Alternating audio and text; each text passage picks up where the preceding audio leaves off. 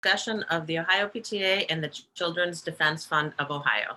My name is Anna Chapman. It's my privilege to serve as the president of Ohio PTA. I wear several hats. In addition to that, I'm also a local school board member and a public school educator, and most importantly, a mom of three.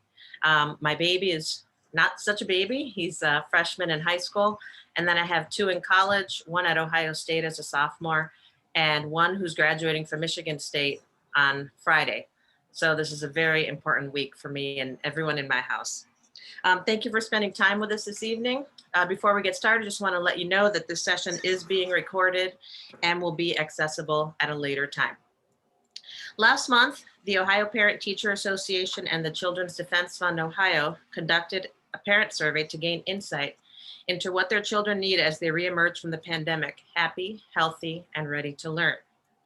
During tonight's town hall, we will discuss these findings and learn more about the perspective of parents on what school districts and state leaders must do to address children's needs now, post-pandemic, and into the long term.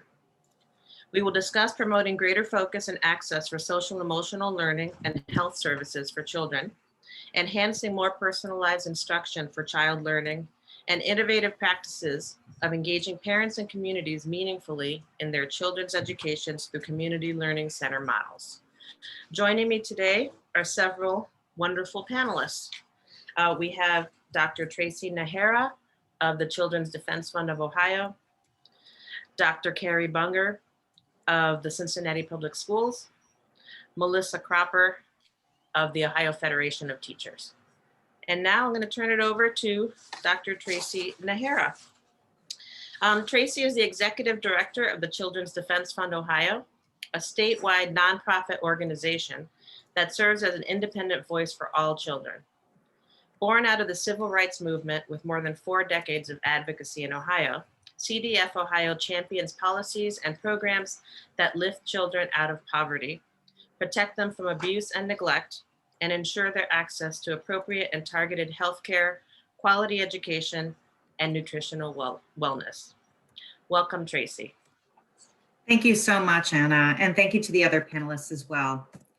I'm really proud to be here and talk about some of the findings of the parent survey that we conducted last month.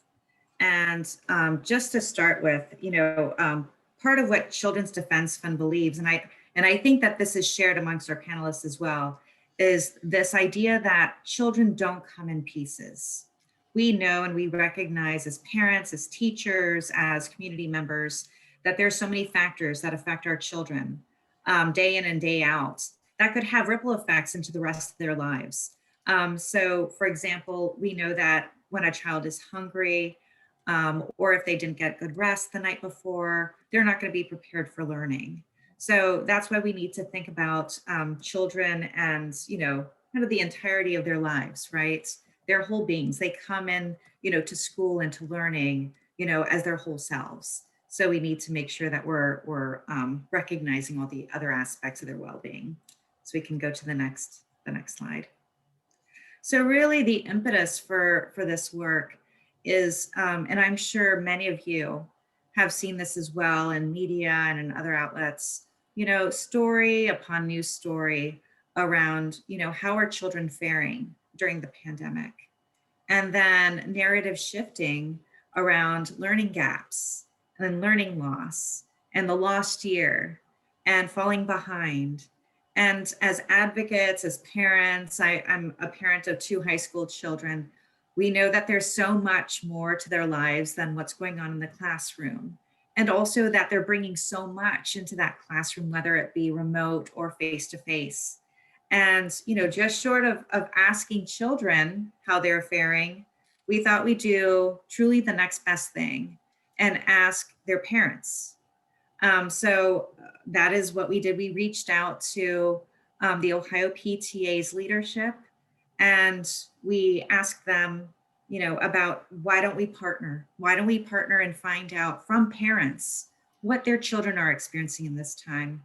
We're hearing all kinds of messages from think tanks, from policy wonks, from all these other folks about, what children need to make up, this lost year or learning loss or unfinished learning, whatever they want to call it. But we recognize that there's so many other things that we need to learn about what children need to be ready to, ready and prepared to learn. So what we did was in the last month or the last week of February and first week of March, so over a 2-week period, we conducted a survey using SurveyMonkey and asked parents specifically questions about their children, their instructional needs, about their non-instructional needs, what it is that they believe children in general need at this moment. And we received about 580 total responses. About 417 of those were completed from beginning to end. And because of, the number of responses that we received, we were able to conduct some analyses, and we know that we have about a 95% confidence level in terms of the responses being representative of those of parents in Ohio.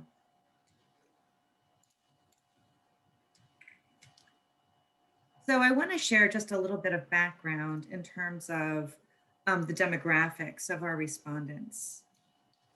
So when we ask these questions, of course, with any survey, you want to find out who's responding to it. So we asked questions about their school district or the county. And what we learned was that we received responses from about a fourth of all Ohio counties. And when looking at those counties and school districts, we noticed that we have a really good representation amongst both urban and rural districts. So we're seeing responses and experiences from a variety of different contexts. Also, although 12% of Ohio adults are Black parents were only 4% of respondents to the survey. White parents were overrepresented. So we want to be upfront and we want to share that. Just in terms of demographics, it was underrepresented. The majority of responses came from the 5 following counties. They came from Cuyahoga, Delaware, Franklin, Hamilton, and Summit counties. And I think something else, to recognize as well is that about 1 in 10 families in Ohio lack access to high-speed broadband. This survey was conducted using SurveyMonkey, which is an online tool. So there is an underrepresentation, obviously, of folks who do not have broadband just because they wouldn't have been able to access this survey.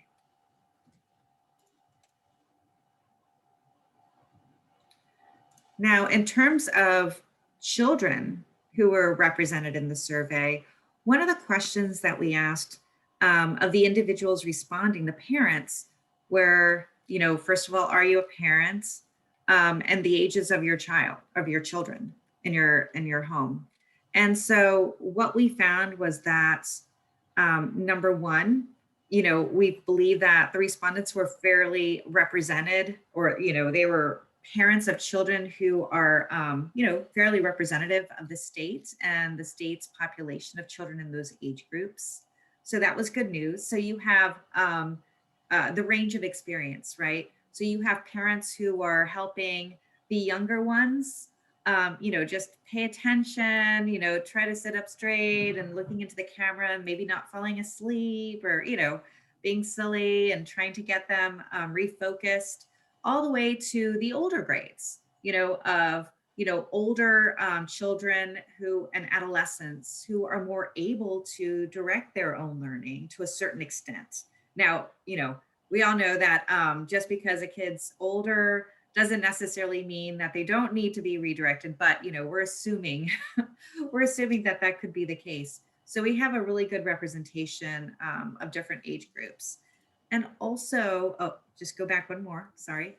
The majority of children who were represented were in a hybrid or blended learning model at the time that we asked, or at the time that they responded to the survey. So remember, this was at the end of February and beginning of March.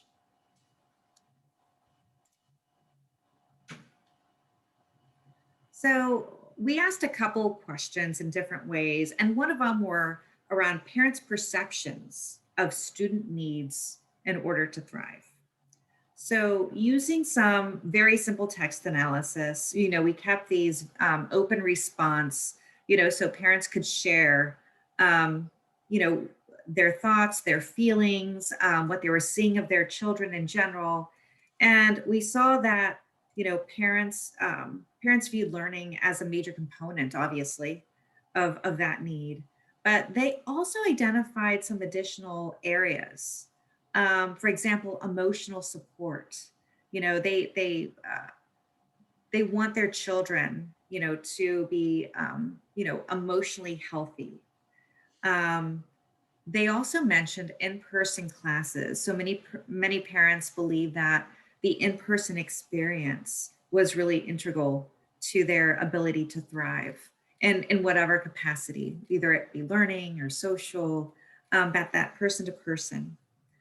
Socialization. Again, I think that that's going on, running along with that in-person classes, but that socialization. We know that children, their brains are hardwired, right, to be social beings. We all are, and parents were very much concerned with that.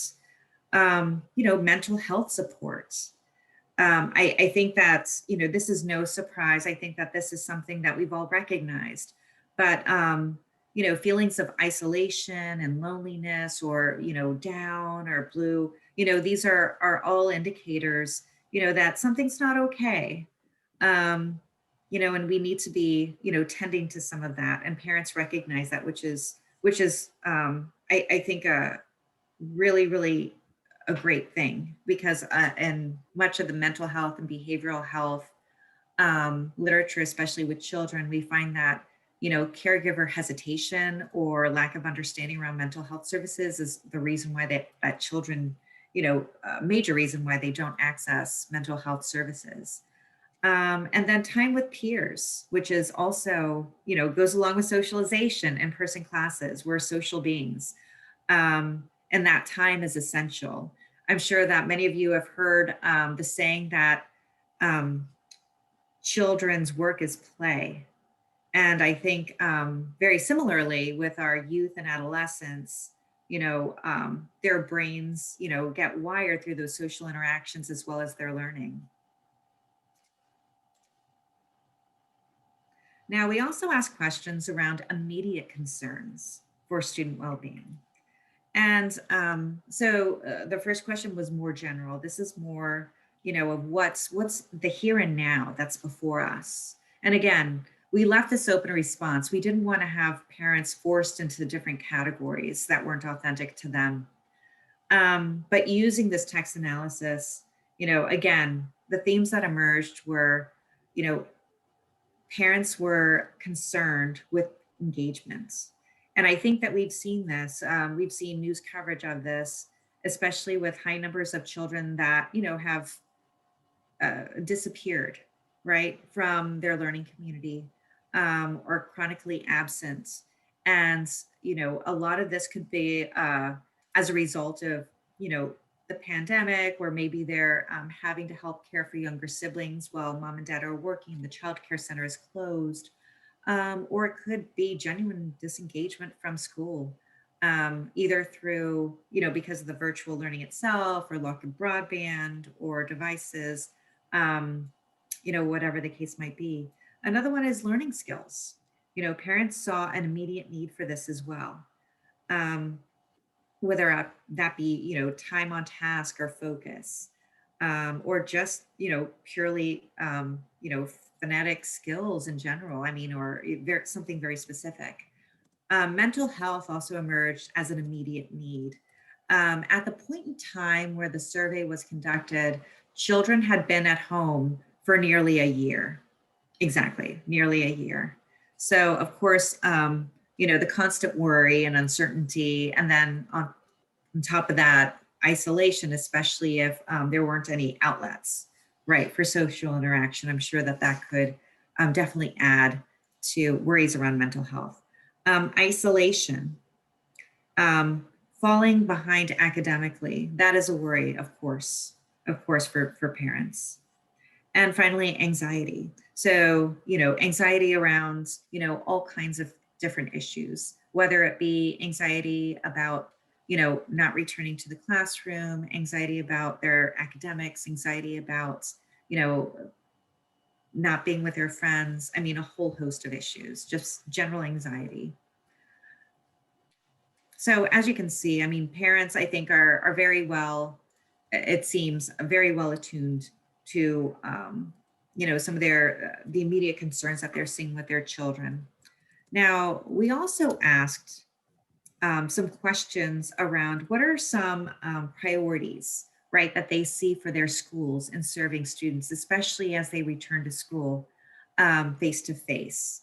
So not, we want to acknowledge, I mean, schools have been open during this time, virtually in hybrid mode, some face to face. But as schools start in general and more en masse start welcoming children back, what are the things that are they most concerned with? So number one, that came out as the highest priority was checking in on students and families to help them navigate whether their needs are being met in terms of nutrition, housing, and technology. And I think that this is probably the result of, what we've been learning over the past year around how threadbare I think some of our social safety nets are within some of our communities. But then also hearing stories of how so many nonprofits and so many, churches and, community organizations, schools have really stepped up in terms of delivering food, making sure our students have devices in their homes and hotspots. So I mean, these have been heroic actions, by so many of our organizations and our schools and individuals and policymakers. But that really emerged as a high priority, followed by the focus on healthcare needs of students, mental, behavioral, and physical health. And, I think that this is truly the result of, acknowledging that many of our children, in fact, many children in Ohio, haven't been receiving their well check visits. I think that for the majority of kids, especially those who play sports, they probably went to see a doctor just to get their sports physical. Otherwise, they probably wouldn't have seen a doctor at all, especially at the beginning of this pandemic when so many of non-essential services were being closed. So that's something I think that we should also, recognize and consider. And there was some recent data that came out this past year that vaccinations and well check visits for children were down about 70%. So, obviously there's a lot of work that needs to be done in this upcoming year to make sure kids are back on track with that. Next on the list was around providing opportunities for students to have time for socialization, face-to-face interactions, and to focus on these skills. And, I think that this is a recognition from many parents that as you grow up, as you are getting ready for the workforce, soft skills are important. Your ability to talk to other people and to really relate to them is important and it's significant. And sometimes more so than hard skills. So we thought that was very interesting. And then followed by focus on skills and competencies to ensure children are college and career ready. Followed by more instructional support, so extended school time, et cetera, summer school. And last on the list were standardized testing to measure learning loss from the previous year. So I think that's very telling in what parents viewed as their priorities for their children's wellness. So something we want to lift up here is that the majority of respondents, they strongly agreed that providing opportunities for students to have time for socialization and face-to-face interactions was one of their highest priorities and the highest priority for their children in this moment. So 2/3 of parents that were surveyed believe this. And I think time and time again, we're hearing this from parents and we're hearing this in media and other outlets. And of course, on the lower end, respondents were most likely to strongly disagree that standardized testing to measure learning loss from the previous year was the highest priority for their children in this moment. So 38%, so just a little over a third of parents.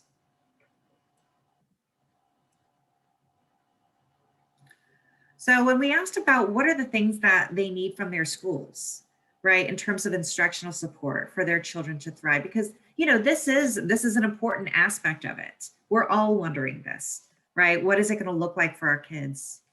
And parents ranked access to tutors in smaller class sizes or smaller teacher to student ratios as being the highest priorities for student instructional needs.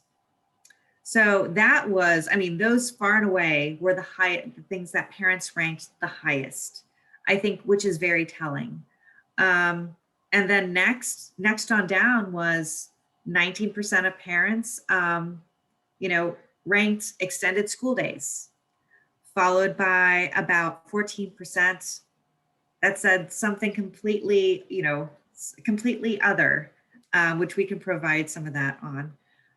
Followed by high stakes assessments to measure learning loss and intensive summer schools. So I think what we're seeing from this is that parents want that more personalized interaction for their children rather than, spending more of their time either through extended school days or summer schools. And I think that, we've heard a lot of stories in the last week around how parents are exhausted. Students are exhausted. Their teachers are exhausted. I think that the extended school day and the summer school piece, we heard loud and clear that that's something that parents do not prefer at this time. Now, in terms of behavioral mental health supports, parents rank that as the highest priority to ensure basic needs for their students. So about 82, almost 83% of parents rank that as the highest, followed by well checks on basic needs of children and families. And I think that this really skews with what we saw before. Third on the list was around greater access to technology, followed by improved nutrition options and support for children and families. And then, on down, physical health support at 37%. So as you can see, there is a great deal of care and concern around mental and behavioral health services at this time. So the next area was around, what are other priorities in terms of socialization or non-instructional supports that parents felt are important. And far and away, opportunities for socialization. That is number one, followed by non-athletic extracurricular activities. So, that includes things like student council or choir or clubs, all those opportunities where kids are able to explore their interests, followed by peer support opportunities. Athletic opportunities came in fourth on this list. And then leadership development, was last.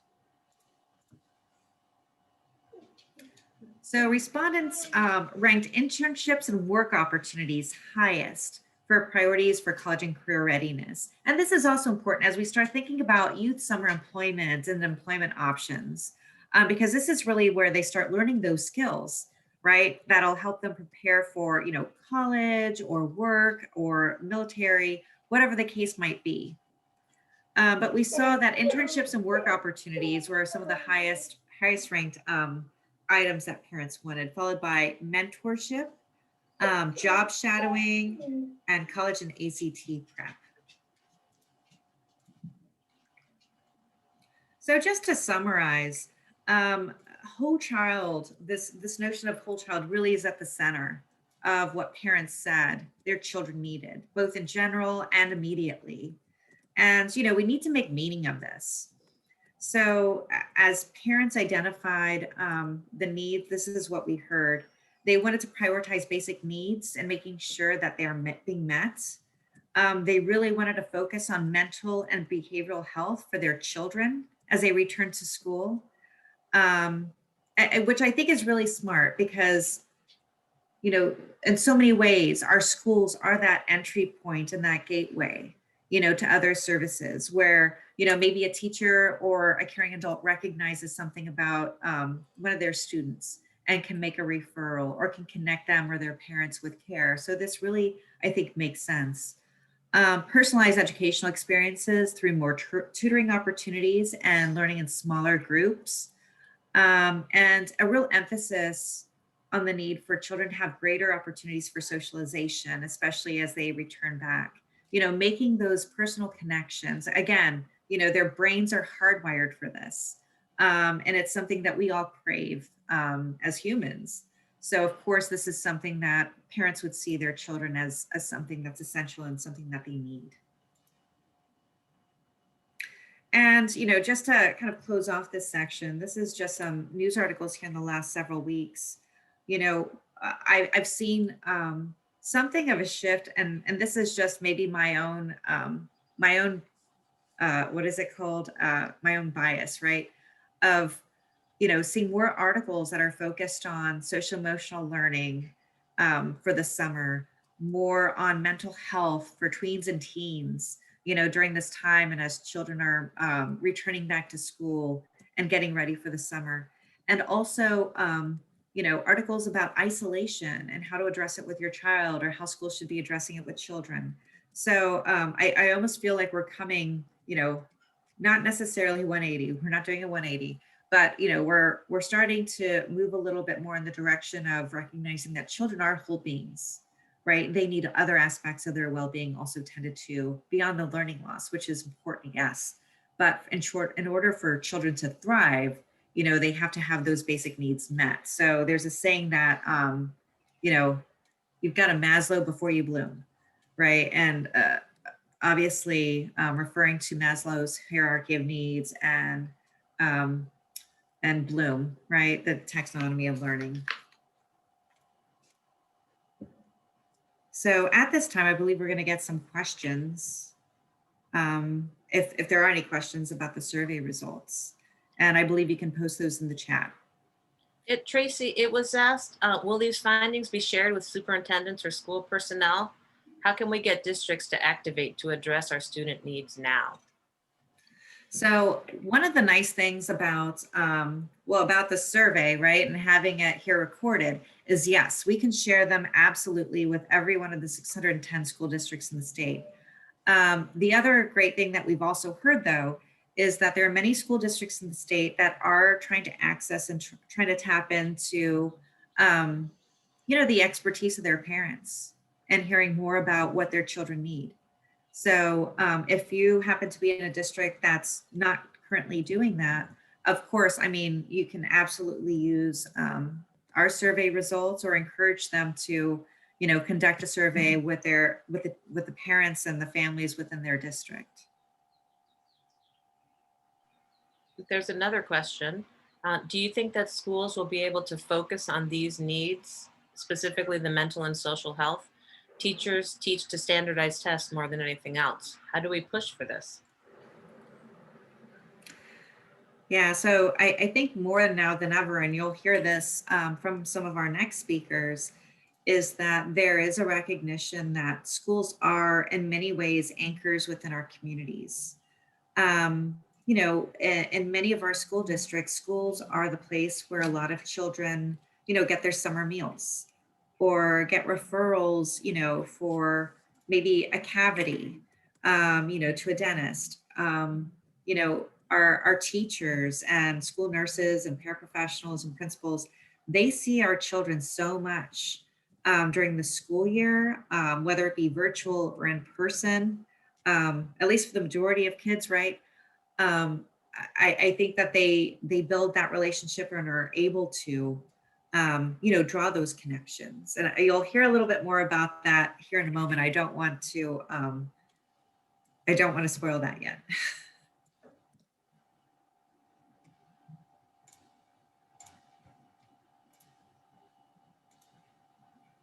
I think that's it for questions for right now. So all right. Okay. Thank you. Well, and I just wanted to draw some connections here for us. So with some of the information that I've shared from the parent survey, and also draw a connection between where we're going to go next. So there really is this integration between child well-being and their ability to learn. And one of the things that we were really thrilled to see, and I know many around the state had a hand in doing this, and I really do credit our leadership at the Ohio Department of Education, our superintendent, Paolo Di Maria, for creating this vision of whole child well-being with a whole child framework that goes along with ODE's strategic plan. And I just want to emphasize a couple things here that I thought were, truly innovative. Number one, they have the child at the center of this. Obviously, children should be at the center of any strategic plan where K-12 education is concerned, but they have a recognition of the whole child.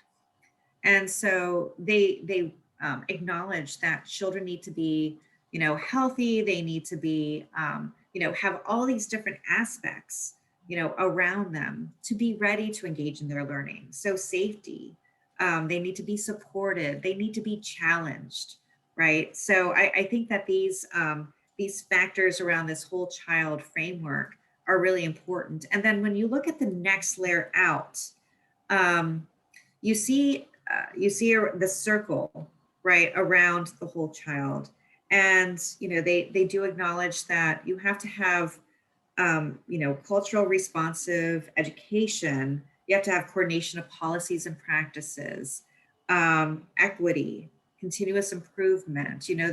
This mental model that you can always do better, and they're always striving to do better within our schools, our school systems themselves.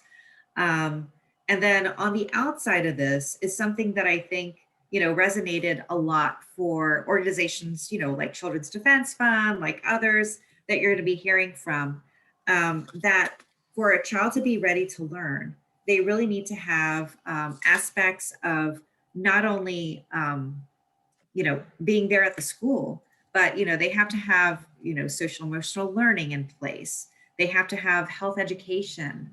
They have to, have that physical education. I know that there's many children out there who I think learn better once they've had about 10 or 15 minutes of jumping around a little bit and getting it all out, right?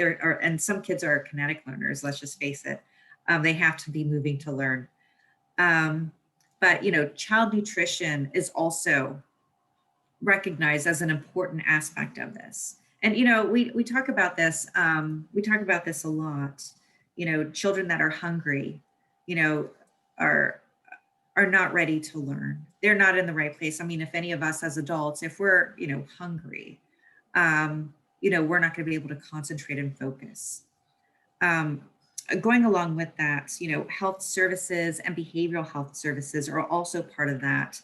And school safety, obviously, having a good physical environment, school climate and culture, making sure that you're building, there's a positive, you almost term it as a positive mood, but you have, caring adults around you who believe in you, who believe in the work that they're doing.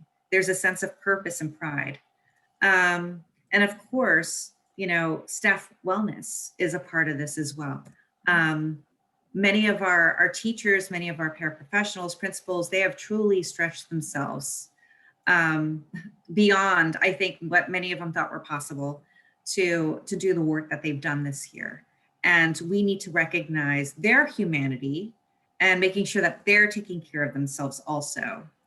And then, of course, we have family engagement and community involvement as other important pieces of that.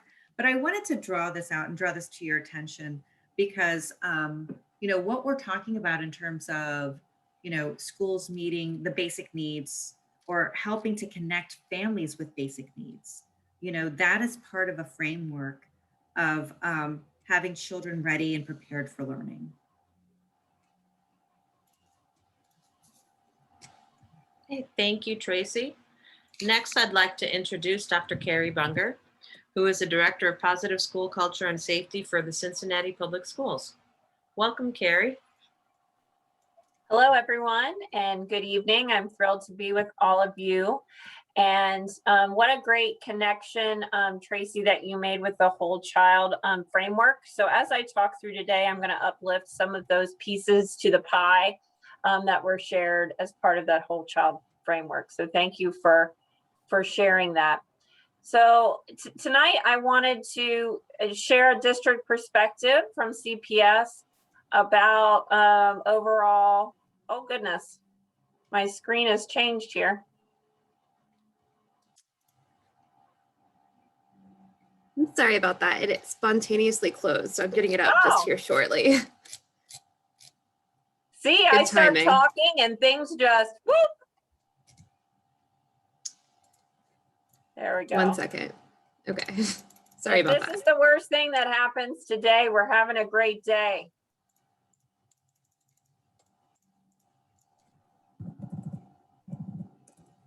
All right. So I'm thrilled again to share with you the district's approach, Cincinnati Public Schools district approach to supporting student well-being now that we have returned, like within the last month, to 5-day in-person learning, and what our plans are for summer school. So looking forward for the rest of this year and into summer. Next slide, please.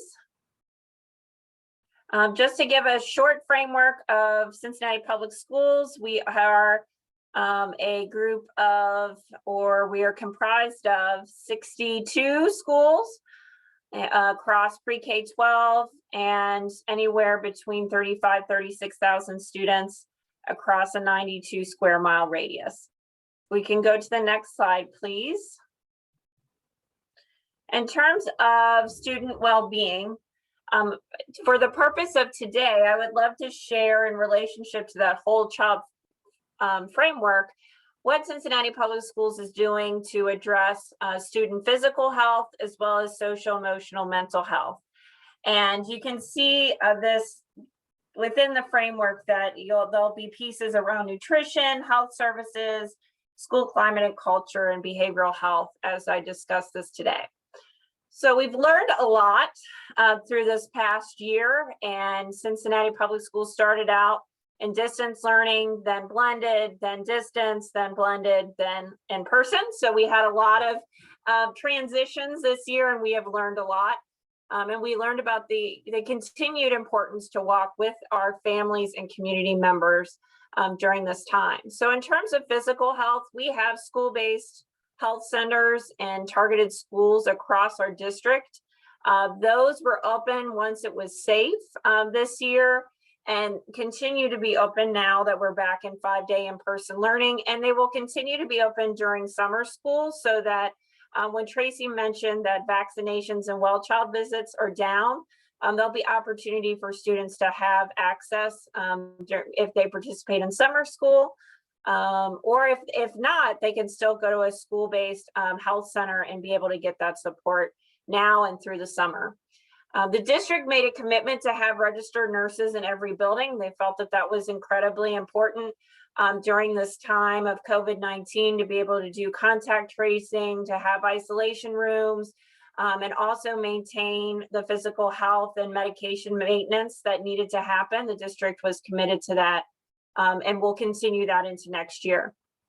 Every building had an isolation room with an isolation monitor in relation to COVID-19, and we trained our staff as well as provided an orientation for students, because that was something that was pretty scary for kids. Like, what is this isolation room and why do I have to go there? And am I in trouble? And so we really had to teach our students and talk through that no, they're not in trouble. And yes, we are doing this so that we can make sure that everyone stays safe and that they can get the medical support that they need. We had food distribution sites during the pandemic and continue on now while we were in distance learning as well as blended learning, and that will continue into the summer. And we have resource coordinators, which I'm excited to say that we're going to move from over 20 to hopefully over 40 in the next 3 years to assist families with basic needs, so that as Tracy said, that we can address students' Maslow's hierarchy of needs in order to help our students thrive. So in terms of physical health, we have learned a lot and have been able to maintain physical health supports.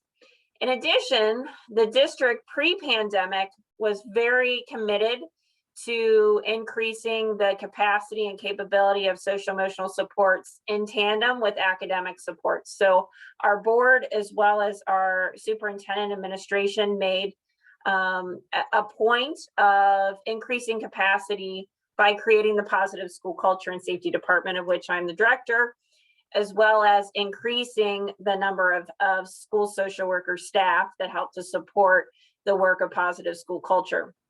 So that work was in place before the pandemic and has increased with student success and wellness dollars. We have allocated monies to help support and build our capacity because we know that there is a need and we want folks to be in the building to help support our students. So PBIS, positive behavior intervention supports, were foundational and they were taught explicitly across learning environments for our students. For them to feel psychologically safe, they needed to know the routines and procedures as it relates to the world changing from the different environments. So we made a point of doing that for all students. We increased our school social worker staff, and in the next year, we're going to increase by 30. We're doubling our staff from 38 to 71.5 FTEs. Again, with the support of our student wellness and success dollars, the district is committed to providing, it's very close to a full-time school social worker in every building to provide both support at the classroom level as well as to increase our small groups and consultation and home visits at an individual level. MindPeace is our mental health partner that helps to coordinate and facilitate within a community learning center model a mental health partnership for every building in Cincinnati Public Schools. So in addition to having a school social worker, each school has access to therapeutic services through MindPeace. We really want to focus on, and we've learned a lot about providing small group supports, and we want to focus on that tier 2 level of behavior and social emotional supports next year, because we know that kids will be coming to us now as well as next year that may have been exposed to trauma. They may need additional supports with social skills, organization, and so we want to be able to provide those with that increased capacity of our school social workers. We're also increasing our capacity for bilingual school social workers and therapists. We have found that we have had an increase of unaccompanied youth into the Cincinnati area, and they have sustained trauma during their time coming to the US. And some of our families do not have the documentation for them to have billable services through Medicaid. So the district, again, is going to utilize grant funded dollars to be able to provide therapy supports irregardless of immigration status, which we are excited about. We want to increase our home visits, again, when safe, so that school social workers can go and meet families, again, with social distancing and all of the safety procedures in place to wrap around supports for our families. And we've seen and learned from this experience that having virtual meetings, it has really helped, and being able to do home visits with family has increased our participation with parent meetings across the year. We also have a behavior consultation team that we're hoping to increase the number of BCBAs that can do intense level of behavior therapy, as well as we have suicide prevention services. We know with the increased isolation that there have been kids that have been at risk. And so our school social workers, school psychologists, and counselors are trained to do suicide risk assessments. And then we also have a program called Gaggle that monitors what students are putting on any CPS device. And if they make a statement of self-harm or harm to others, we are alerted, and mental health professionals can check in with that student to make sure that they're okay. So all of those pieces are in place now until the end of the year and into next year to really address the needs of the whole child based upon what we have learned through the pandemic and even the commitment pre-COVID-19. Next slide, please. So now I'm going to briefly talk about summer scholars, and I'm looking at my time and want to be respectful. Next slide, please. If I can just uplift the 3 key messages that we learned about summer scholars is that we tapped into our community and asked them what they wanted from summer school. We asked if they wanted it in June and July, and they said, no way, we want it just in June. And we, for the first time ever, are going to have an integrated SEL and academic approach to summer school. And we are opening up summer school to anyone who's interested, not just students who have not been successful, because in the past it's been credit recovery for high school and helping kids pass that 3rd grade guarantee. But we are opening it up to any students who want to come to summer school can come to summer school. Next slide, please. I want to be sensitive to time and just share that we did tap into getting survey data and town halls from parents, family members, as well as teachers and principals. Next slide. All of our work will be launched in Schoology. So summer school will be in person, but all of the activities will be in our learning management system so that teachers can access all of the materials, and they are aligned with the curriculum materials that we use during the school year. Next slide. And in the morning is academic and social emotional learning. In the afternoon is enrichment activities where kids get to play, explore, learn, and grow. And so we are thrilled to provide that. In addition to making sure kids' basic needs are met by having a hot lunch, we're having transportation, and access to our mental health partners and physical health supports during that time of summer school. So I'm thrilled to share that brief update of what CPS is doing and look forward to the questions later on in the presentation. Thank you very much, Carrie. Next, I'd like to introduce Melissa Cropper, the president of the Ohio Federation of Teachers. The OFT represents 20,000 members in 55 locals throughout the state, including public school educators and support staff, higher education faculty and support staff, and public employees. As OFT president, Melissa has developed collaborative relationships with leaders and organizations across the state to help fulfill the union's mission of advocating for issues that affect not only OFT members, but also the children, families, and communities that their members serve. Welcome, Melissa. Thank you, and I appreciate the opportunity to be here tonight. I mean, we've heard tonight, saw some wonderful data about what parents would like to see in schools moving forward as we come out of this pandemic, and what they think their children need. And you just heard a wonderful example from Cincinnati Public Schools about how they're trying to address some of these needs. Cincinnati as a school, as a district that we represent, and has long been a model to us as well as to the rest of the country on how to really provide all these resources to students and how to create a model where you're taking advantage of every community resource that you have to make sure that children are successful. So I just want to take an opportunity to talk briefly about some of the underpinnings of that and the way that we approach this community learning center model. So as you all are thinking about what you want to see in your districts, you can kind of keep this model in mind. Before I do that though, I do just want to point out, this is a prime opportunity for districts to be thinking about how to meet these needs and to take advantage of resources that are coming into our state. Not only do we know there's a need and we have data that shows what parents want, but we also know that there is a lot of federal money coming into our state right now that can help kickstart some of these programs.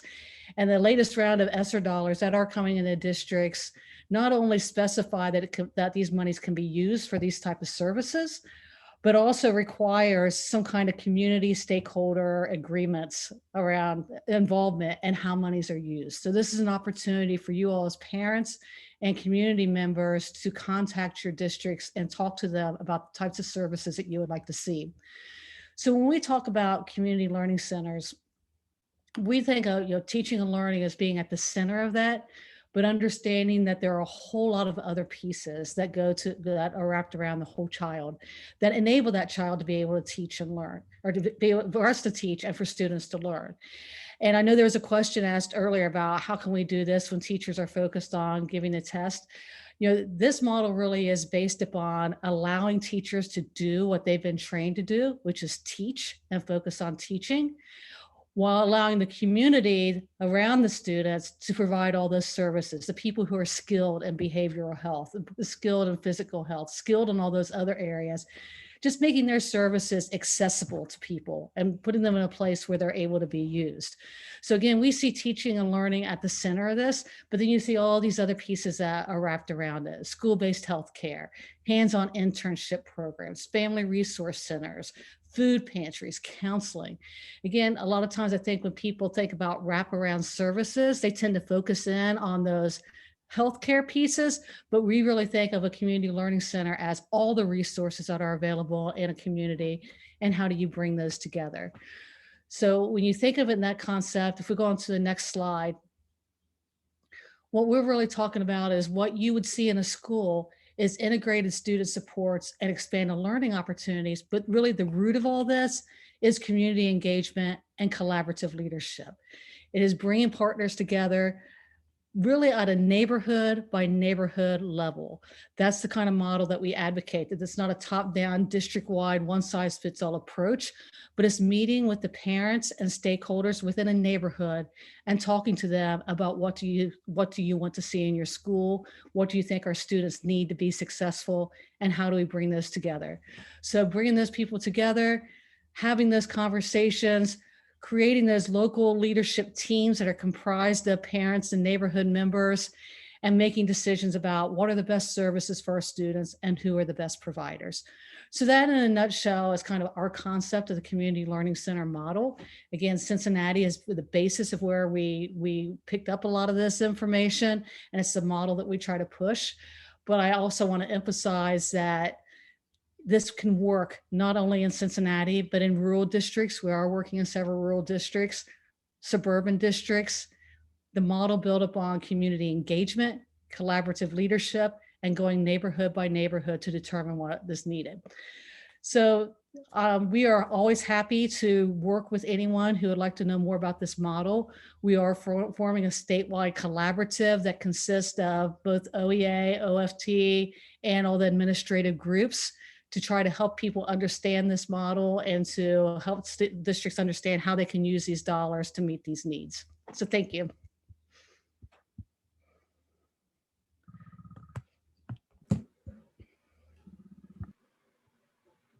Thank you, Melissa. Thank you, Carrie. And I think at this time, I want to emphasize this call to action.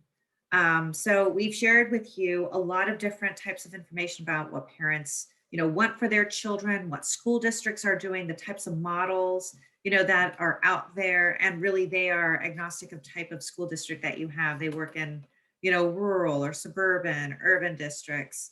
And the call to action is really asking parents, to lift your voices in support of Ohio students to thrive.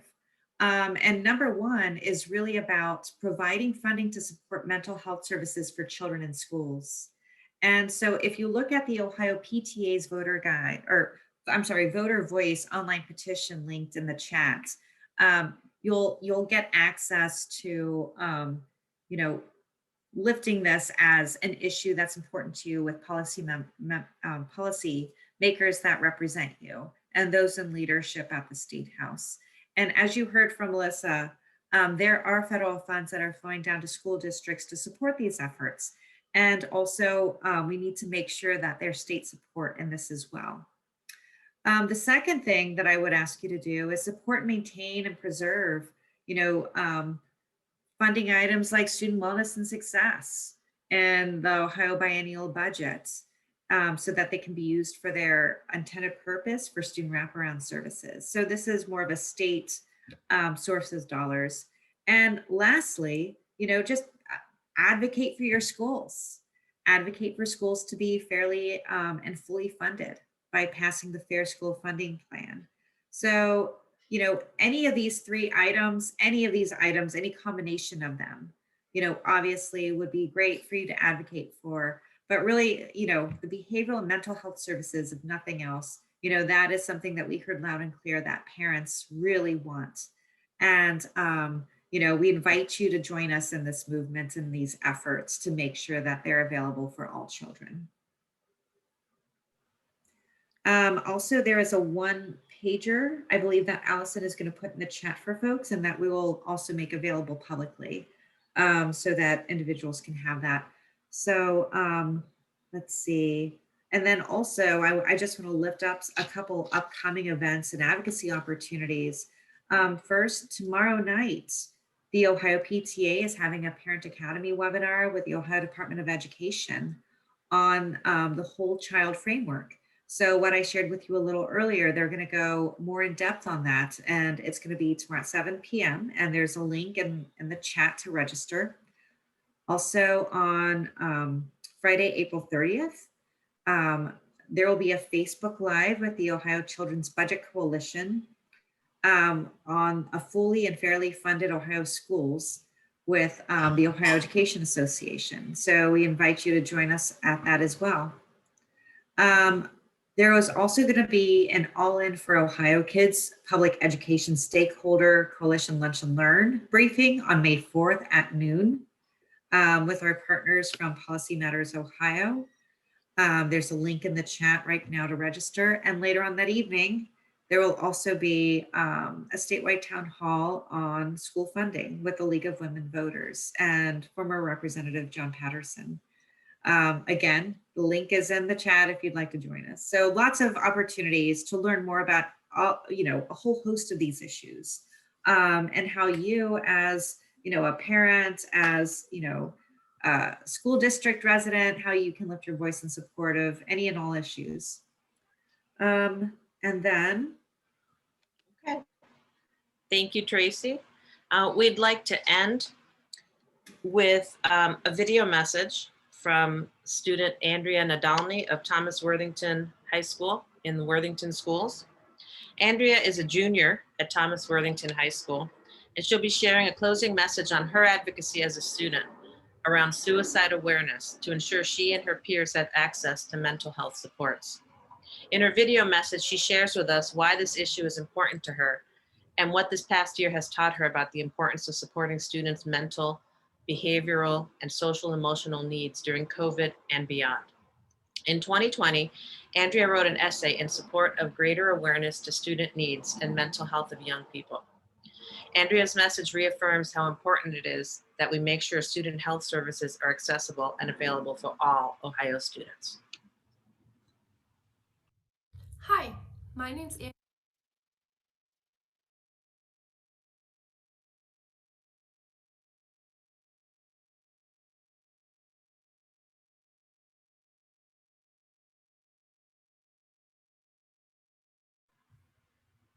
Please be patient for a few seconds during our technical difficulties.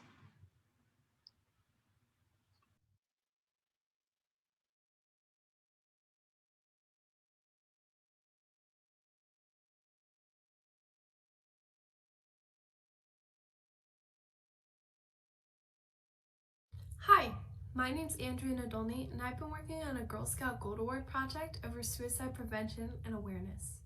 For my project, I created 2 murals, one at my local recreation center and the other at the local library, about how we as a community need to uplift the people around us who are struggling with suicidal thoughts and help them to get the resources that they need.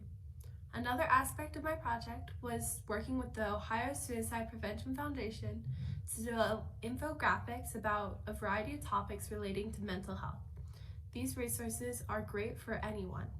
And finally, I wrote an article for the Ohio PTA that I will be reading to you tonight about how mental health is important from a student's perspective.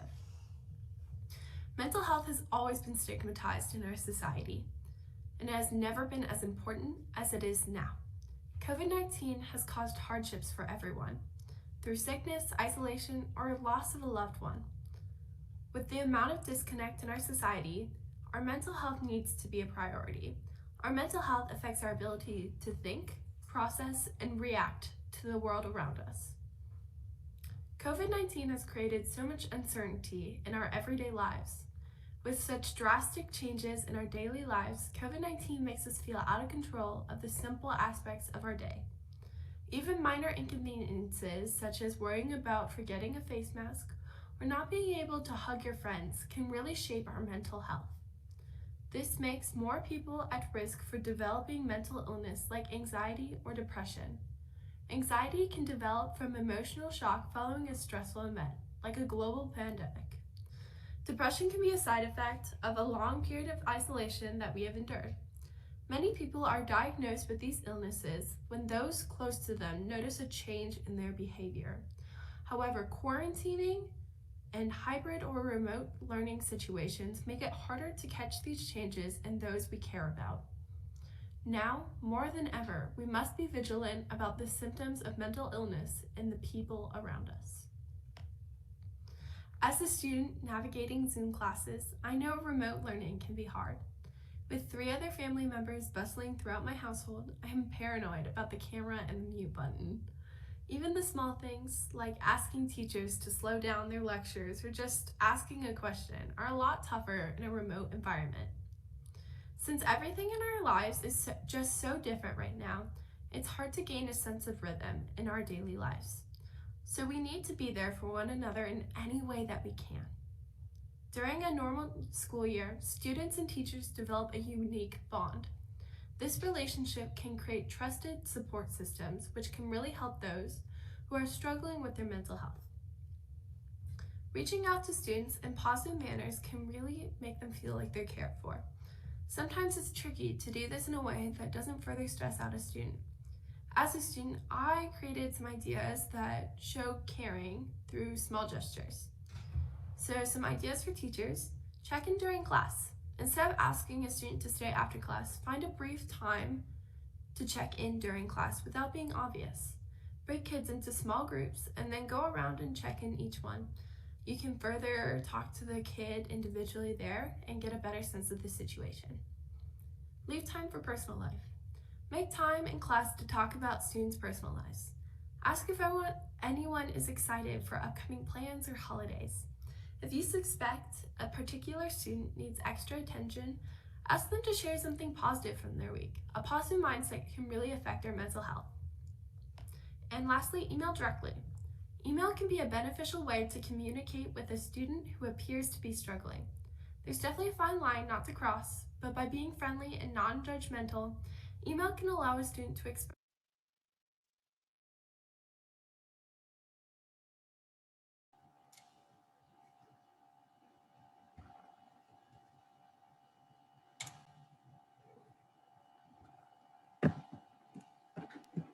I'm sorry, Anna. I think what might be best is I will just make sure to email the rest of the video to everyone. Okay. I'm having some computer difficulties. That's okay. Thank you very much, Allison. Allison is our behind the scenes brainchild. Thank you for all your help, Allison. So thank you everyone for attending tonight. Ohio PTA's mission is to work towards making every child's potential a reality by engaging and empowering families and communities to advocate for all children. We hope you've been inspired to reach out to your districts and legislators and encourage them to implement some new programs that will help in all aspects of our children's lives. Please don't hesitate to reach out to Ohio PTA or Children's Defense Fund Ohio with any questions. Please take advantage of all the links that were shared in the chat. Join our Facebook pages and our Twitter pages, and just follow it and get as much information as you can so that you can advocate for your children. Thank you very much, and stay safe and healthy, and have a great summer. Bye, everybody.